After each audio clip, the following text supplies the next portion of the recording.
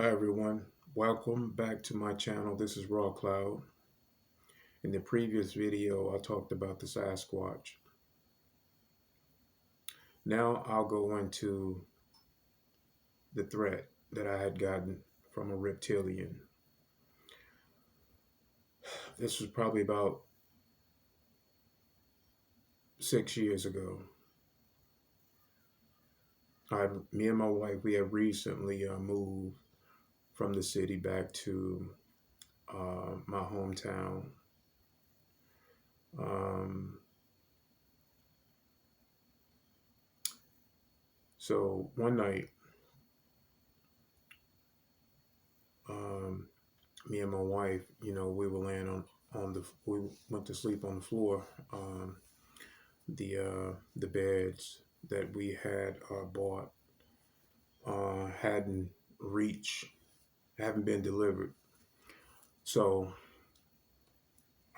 me and her, we were laying on the floor, sleep, and reptilians are extremely telepathic. You know, so this reptilian entered my mind as I was asleep. And I'm seeing me and my wife on the floor.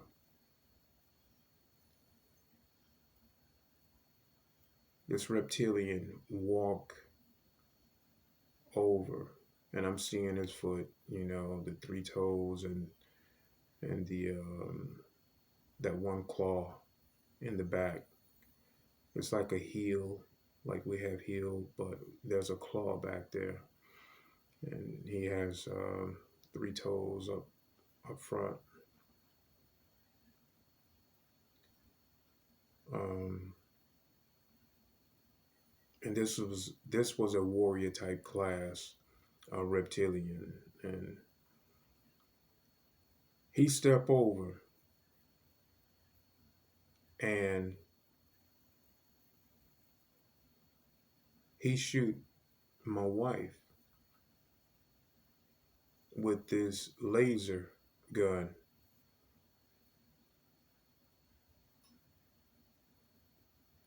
This is what he's projecting into my mind. This is the threat. Like I said, they are extremely telepathic. So basically, I knew what the warning was, but I'm also telepathic as well. So as he shoot my wife with this laser gun to give me a warning, I interface in his mind and I look at their plans, what they were doing to Earth, how they were using weather modifications, and they would come in. They would use storms. They would use hurricanes, and they will be inside these vortex hurricane, causing chaos, and they were also picking up humans from this technology.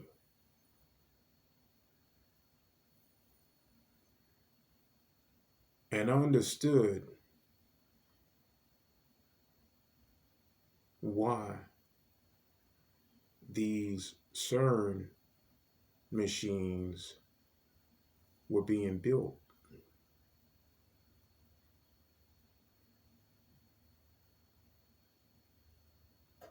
These CERN machines, these weather modification machines, is all their technology.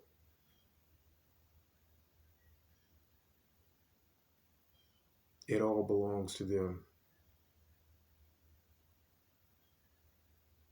I wasn't able to see all of their plans. I saw glimpses of their plan. So just know that, you know, these reptilians, and I'm not talking about the good ones because there are some good reptilians out there that want nothing to do with the Draco reptilian, and some of these good reptilians they do help the military personnel in many ways.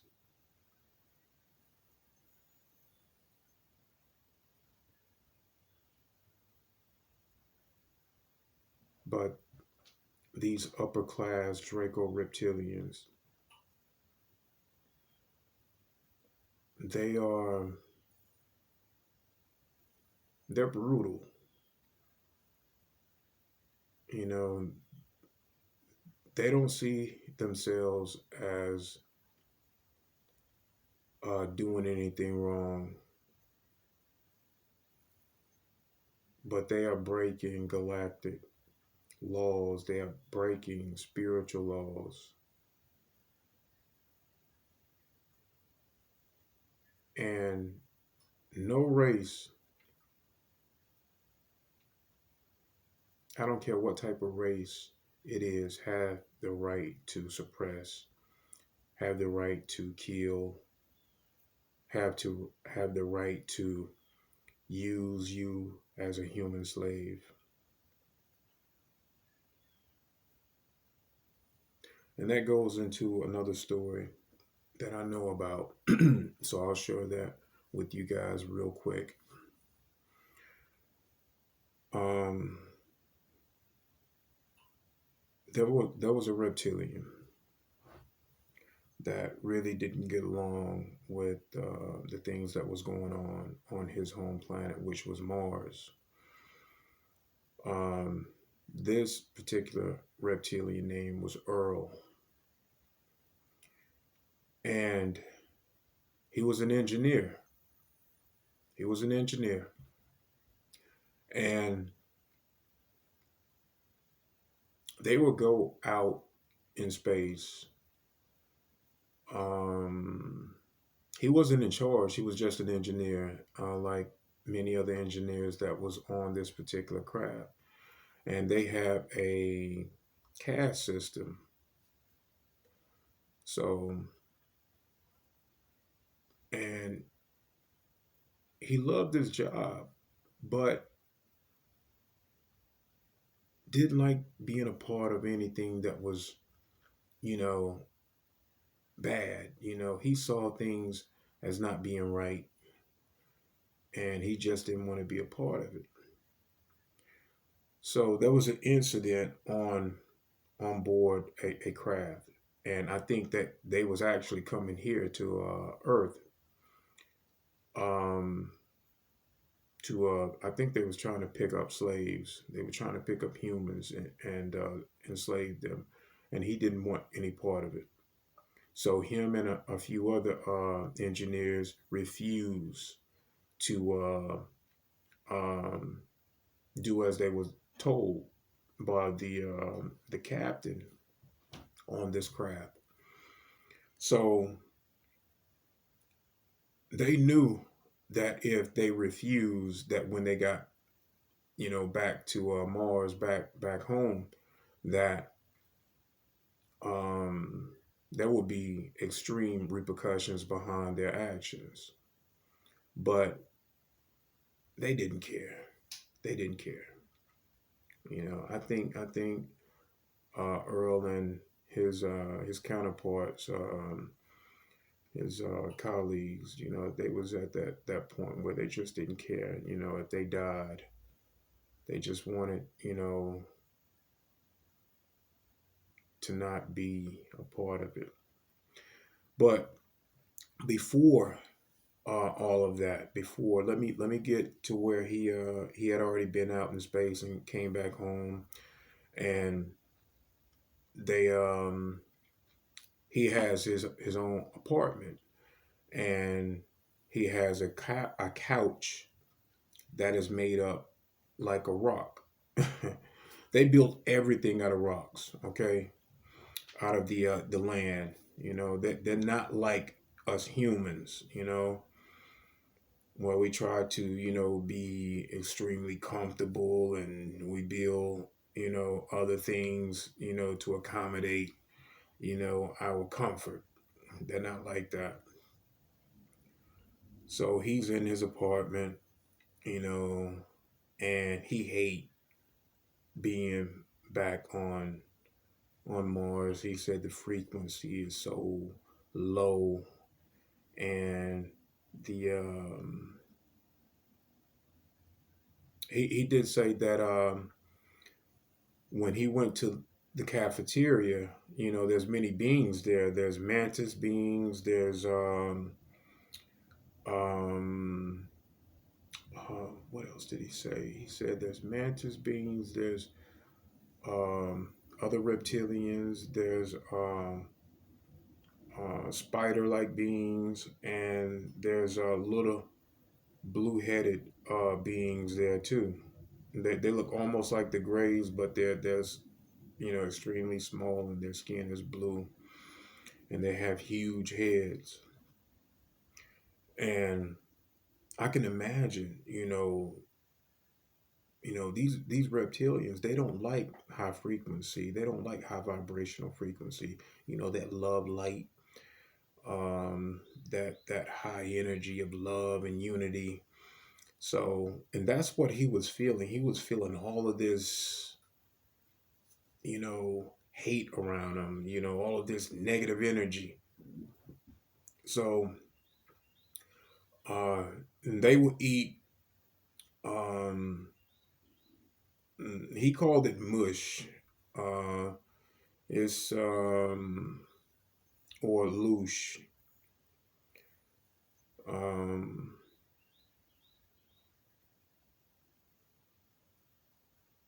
so he had gotten an award, and he didn't really care about the award. He was, explaining that these awards are what they give anybody for, uh, time served, the good work that they do. It didn't really mean anything. It's just something that they gave out. So um, he wasn't really too much into it.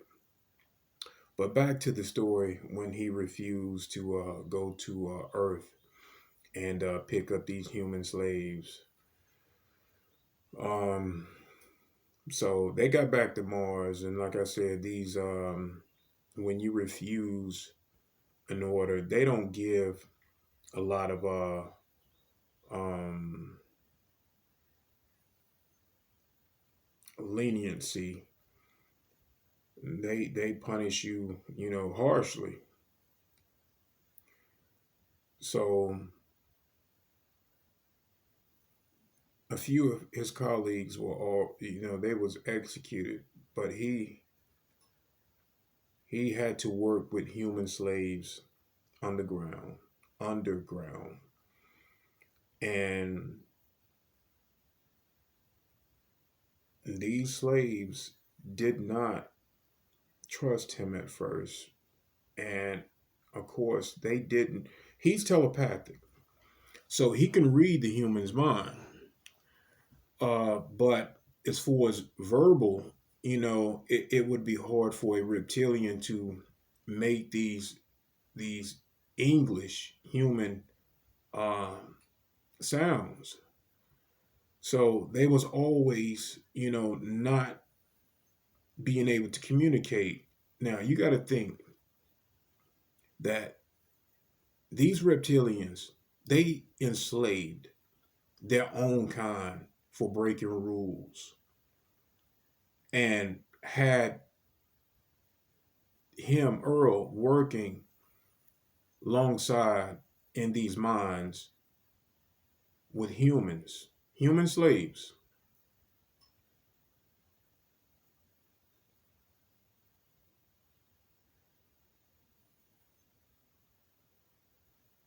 Earl didn't mind working with the humans. In fact, they had formed, some type of bond at that time, and there was other reptilians down there as well.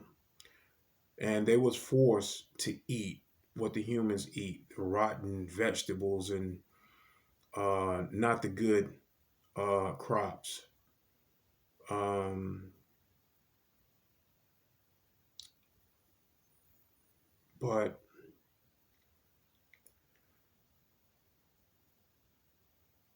these these reptilians, man, they're harsh,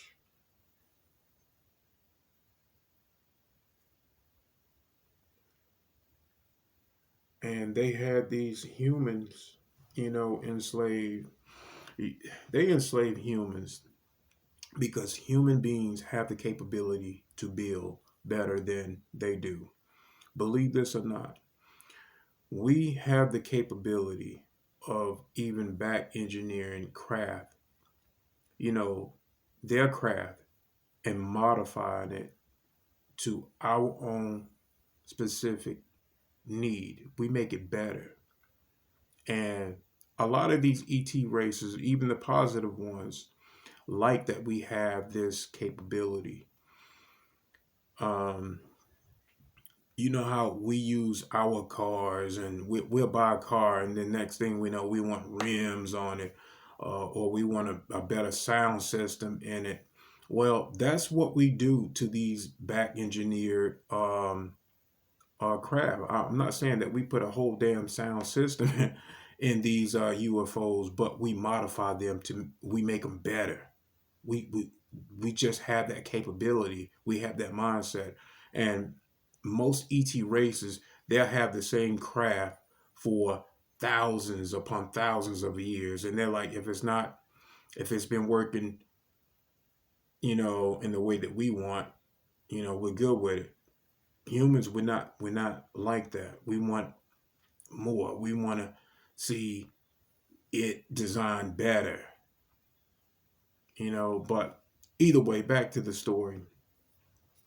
So the Pleiadians show up to save these human beings. And we all know about the Pleiadians. Um, for my brothers and sisters of the Pleiadian, love, honor, and respect you. Um, there are some good ones out there, and there are some bad ones as well. It's just like the human race. There's no difference.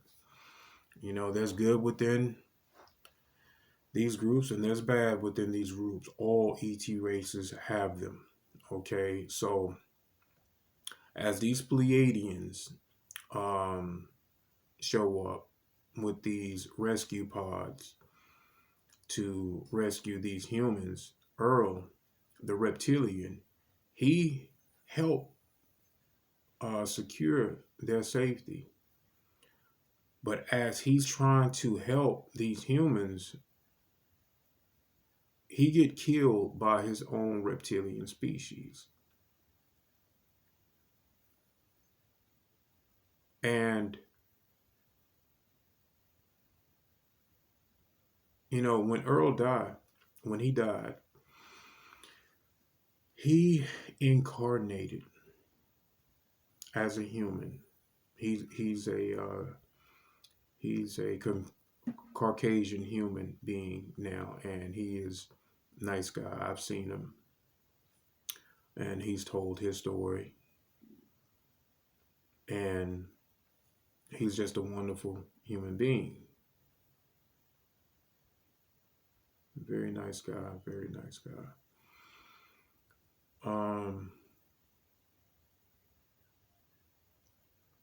but I'll think I'll end it with that, and hopefully you guys enjoyed that story. Um, like I said, we're all in this together. But I want to give you guys the truth, no matter what it is. And don't think that, all of these ET races, they have their shit together. They really don't. And a lot of the drama that we have it because they have it. but they are learning and they want to help. So, and they are a part of our family. Whether you like it or not, whether you accept it or not, it does not matter. They are a part of the family. And as I told you before, we have not always been human. So learn to do the research, learn to peel back that onion, and you will begin to see the truth. Do it yourself. Search your heart. Keep it open. Allow the heart to do what it is designed to do. You know? So, with that being said, I love you. I honor you. I respect you. Each and every one of you. Doesn't matter what color you are. We're all in this together. Take care and have a wonderful day.